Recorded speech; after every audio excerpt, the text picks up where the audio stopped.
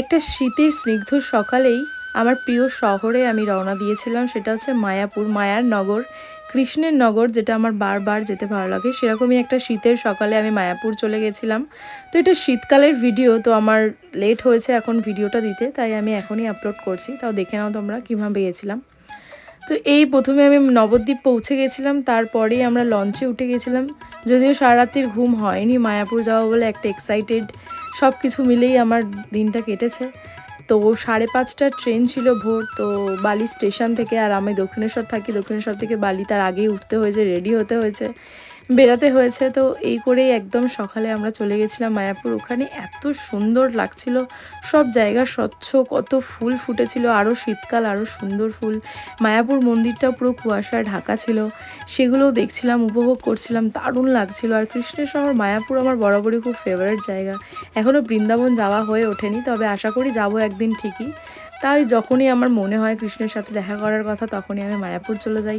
মায়াপুরের নতুন মন্দিরটা হয়েছিল, নতুন মন্দিরটাই আমরা গেছিলাম, যেটা এখনও পুরোপুরি কমপ্লিট হয়নি, বাট তাও আমরা গেছিলাম। কিছু কিছু যেমন নরসিংহদেবের জায়গাটা, মন্দিরটা হয়ে গেছে।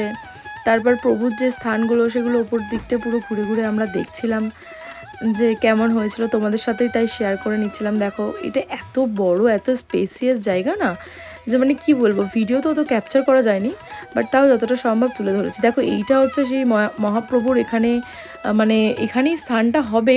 এখানে প্রায় মানে হাজার হাজার এখানে সবাই নৃত্য করতে পারবো আমরা ভক্তরা। আর এইটা সেই 108টা স্তম্ভ, মানে এখান দিয়ে হেঁটে হেঁটে আর কি আমরা হরিনাম কীর্তন জপ করতে পারবো 108 বার। তো আমিও সেটাই করে নিচ্ছিলাম।